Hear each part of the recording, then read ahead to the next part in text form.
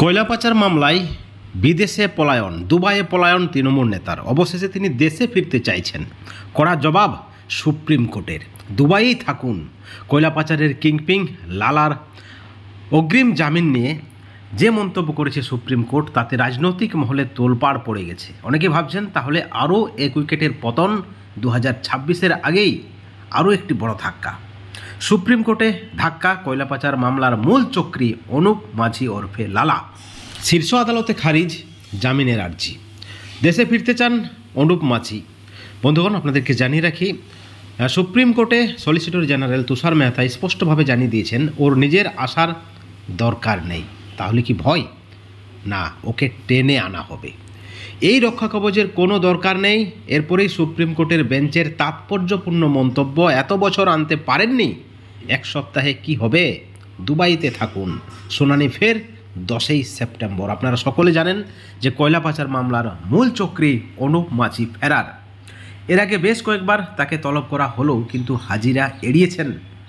অবশেষে সুপ্রিম কোর্টের আদেশনামাকে ঢাল করে কেন্দ্রীয় গোয়েন্দাদের মুখোমুখি হয়েছেন লালা। খাদান থেকে বেআইনিভাবে কয়লা তুলে পাচারের অভিযোগ উঠেছে তার বিরুদ্ধে, এবং শাসকেরও নাম কিন্তু জড়িয়ে যায় অনুপ মাঝির সঙ্গে।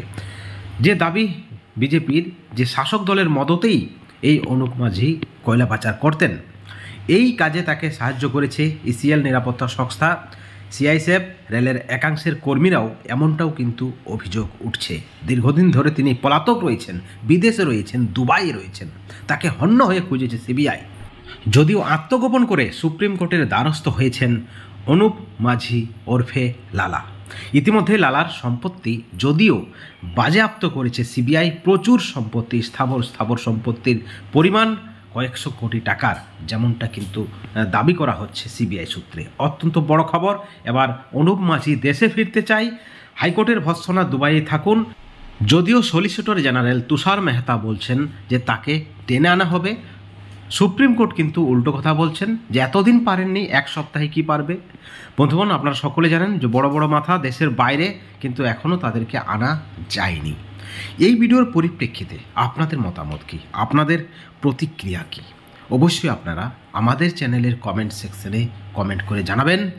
সবশেষে একটাই কথা বলবো, ভালো থাকবেন, সুস্থ থাকবেন, কিন্তু কোনো ধরনের দুর্নীতি থেকে দূরে থাকবেন।